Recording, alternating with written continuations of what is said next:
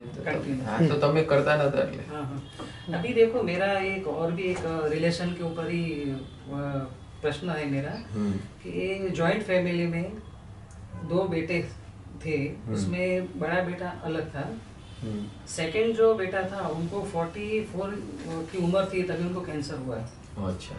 और वो बहुत ही तकलीफ हुई, बड़ा भाई ने उसको हेल्प भी की, इलाज भी कराया, फिर भी वो चला गया। यानी गुजर गया। हाँ गुजर गया। अच्छा। तो वो आज वो छोड़ के चला गया। पीछे ही बेटी थी, तभी उसकी एज थी 17 साल की थी लड़की। अभी जो विधवा साथ में थी, 1 साल तो उनका स्मूथली चला सबका। फिर उनके मैके से ऐसा उनको बोले कि हाँ इनपुट ऐसा आया कि अभी ये मेरी लड़की है, उनकी भी लड़की है, तो ससुराल जाएगी तो मेरी लड़की का क्या। उसको सेकंड हम मैरिज करवाते हैं ऐसा। तो जो फैमिली थी माँ की वहाँ से ऐसे ही आई कि मेरी बेटी का हम सेकंड ब्याह करें तो मेरी लड़की सुखी हुए ऐसे।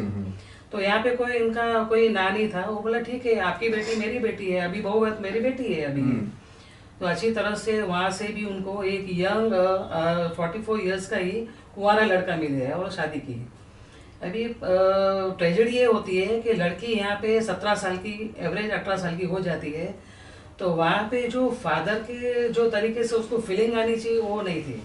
और वो जो लड़का भी था सामने जो पिता बना उसका, तो वो भी एक्सेप्ट करने के लिए इतना रेडी नहीं था।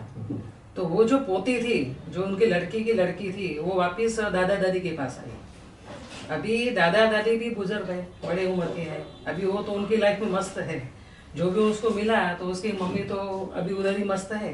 अभी लड़की की ट्रेजेडी ये है कि अभी वो अपना एजुकेशन तो कर रही है, लेकिन कंटिन्यूस जो नॉर्मल हाँ मेंटली जो होनी चाहिए वो नहीं है।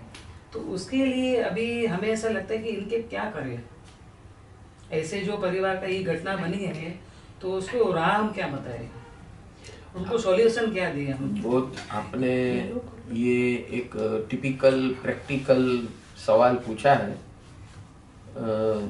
कई परिवार में ऐसा होता है कि माँ या बाप गुजर जाते हैं छोटी उम्र में, और ये 40 साल के आसपास माँ या बाप बच जाते हैं और उनके संतान होते हैं जैसे इस उम्र के जो आप बता रहे हैं, 16 से लेकर 21 साल की।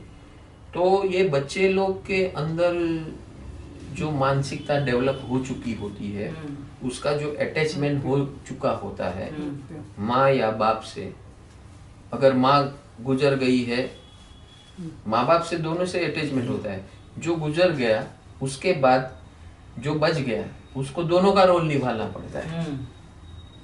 ठीक है। इसमें थर्ड पार्टी ये आ जाता है कि जो बच गया है उसके माँ बाप, वही समझो बेटा बच गया, बहू गुजर गई, तो बेटे के माँ बाप, या बहू रह गई और बेटा गुजर गया तो बहू के माँ बाप, उनके भावना, उनके मन में ऐसा होता है कि अभी आगे का क्या, मेरी बेटी के लिए या मेरे बेटे के लिए आगे का क्या। उसके लाइफ पार्टनर निकल गए तो उसके कोई कंपेनियन चाहिए, वो बुजुर्ग अपनी दृष्टि से सही है। और life partner is ultimately companion. Companion यानी आपके सब सुख दुख में कोई आपके साथ खड़ा हो हमेशा के लिए। इसी का नाम शादी है, इसका नाम मैरिज है, और इसीलिए होता है मैरिज। लेकिन होता है क्या कि जो बच्चे बड़े हुए हैं उस माहौल में, माँ और बाप के दोनों की निश्रा में, तो उनका एक स्पेसिफिक अटैचमेंट होता है और वो नए रिश्ते से रेजिस्ट करते हैं। ये नेचुरल होता है। अगर हम भी आज हम माँ बाप है लेकिन हम उसकी जगह पर आए, बच्चे की जगह पर आए, तो एक नए व्यक्ति को एक्सेप्ट करना, हम बोल रहे हैं लेकिन वो इतना आसान नहीं होता है। और उसके बाद क्या होता है, आइसोलेशन शुरू हो जाता है। उस बच्चे के अंदर इंफीरियोरिटी कॉम्प्लेक्स आता है। उसे ऐसा लगता है कि अभी तो मेरे को सुनने वाला कोई बचा नहीं। अगर माँ बची है और माँ को एक पार्टनर मिल गया तो दोनों बिजी हो गए, मेरे लिए क्या। अगर बाप बचा है तो बाप एक दूसरी लाइफ पार्टनर के साथ बिजी हो गए, दूसरी शादी की है उसमें, तो मेरे लिए क्या, मैं तो इनसिक्योर हूँ। अच्छा, उसमें जो आने वाला पात्र है, स्त्री हो या पुरुष, वो कितना उसके साथ इंटरेक्ट कर रहे हैं। घनी बार ऐसा होता है वो इंटरेक्ट करते भी हैं, उनकी भावना भी होती है, लेकिन जो बच्चे हैं वो उसको एक्सेप्ट नहीं कर पा रहे हैं, बिकॉज उनका जो पहले का अटैचमेंट है उसके कारण उसकी मानसिकता डेवलप होने में टाइम लगता है। तो उस समय काउंसलिंग की बहुत ज़रूरत है।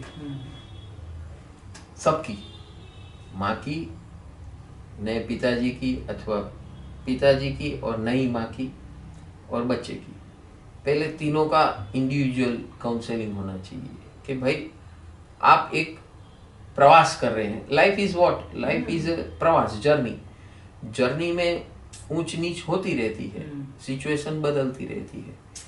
तो इसमें ये बदलाव जो आया है, उस बदलाव में के लिए तीनों पात्र को तैयार करना चाहिए कि भाई ये अभी ऐसा आया, हमने एक्सपेक्ट नहीं किया था, आ गया तो क्या करोगे।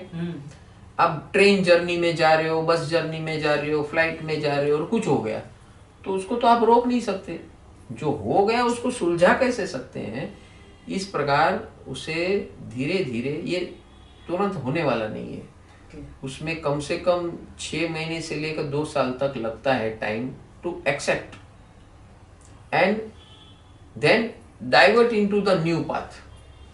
सबसे पहले एक्सेप्टेंस को टाइम लगता है, ये परिस्थिति को एक्सेप्ट करने के लिए, और वो भी एक्सेप्ट तभी होगा जब उसको कंटिन्यूअस काउंसलिंग होगा, हैंडशेक, हैंड होल्डिंग, ऐसा कोई व्यक्ति हो जो उसका हाथ पकड़ के तीनों को अपनी अपनी दिशा से, व्यू पॉइंट से, उनको क्या करना चाहिए, क्या उनका रोल है, कैसे आगे बढ़ना है, ये तीनों को गाइडलाइंस मिलनी चाहिए।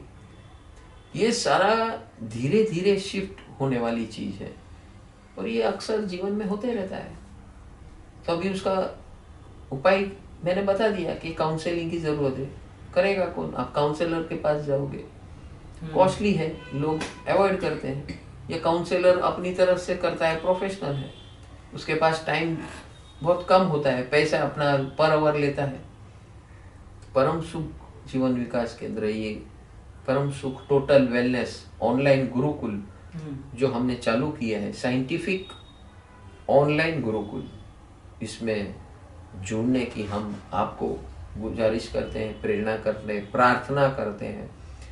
आपको लाइफ टाइम सॉल्यूशन चाहिए और रियल सॉल्यूशन चाहिए आप सबको, इसलिए हम बार बार कहते हैं कि आप इसमें जुड़िए। अभी फिलहाल आप फ्री कम्युनिटी में हमारी व्हाट्सएप लिंक के माध्यम से जुड़िए।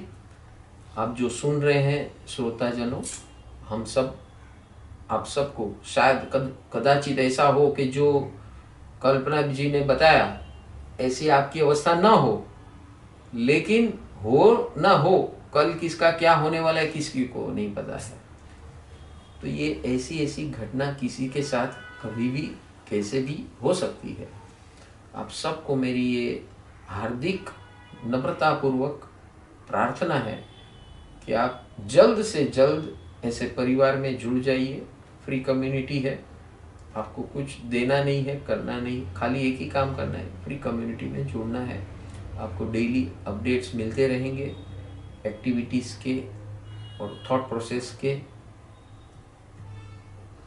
विविध समस्याओं के हल मिलते रहेंगे और हमारी प्रवृत्तियों के अंदर इवेंट्स होंगे। आप उसमें आइए, उसमें भाग लीजिए। हर शनिवार को ये ऐसे सवाल जवाब का सत्र रहेगा, लाइव रहेगा, एवरी सैटरडे 9:30। उसमें आप आइए और उसमें से भी आपको हल मिलेंगे। और हमारा ये जो सेवक ग्रुप है, जो गुरुकुल का परिवार है, इसमें सारे सदस्य आपके साथ हैं, आप अकेले नहीं हैं। ऐसा एक आपको बिलोंगिंगनेस मिलेगा, सब आपके साथ है बिना कारण। आपके साथ क्या हो रहा है उसके सब और हमेशा के लिए रहेगा, इसके लिए कोई कंडीशन नहीं है। इस प्रकार का ये परिवार खड़ा होने जा रहा है जहां सबके लिए सुस्वागत है, ऐसा ये परिवार है। और अपने अपने हल निकालिए, और आपके हल निकल जाए तो आप दूसरे के हल के निमित्त बन सकते हो, और दूसरे के जब हम निमित्त बन सकते हैं ना, उसके जैसी खुशी कभी नहीं मिलती। ऐसा लगता है कि हम वाकई हम बहुत भाग्यशाली हैं, ऐसा आप स्वयं महसूस करेंगे। तो सबसे पहले आप इसमें जुड़िए और you become a part of solution for others. यही है परिवार, इसी का नाम है गुरुकुल परिवार, साइंटिफिक ऑनलाइन गुरुकुल, जो आपके घर पे आकर सबको ज्वाइन करने के लिए प्रेरित करेगा। ऐसे इवेंट्स हर महीने हर हफ्ते होते रहेंगे, उसके अपडेट्स मिलेंगे एक्टिविटीज के।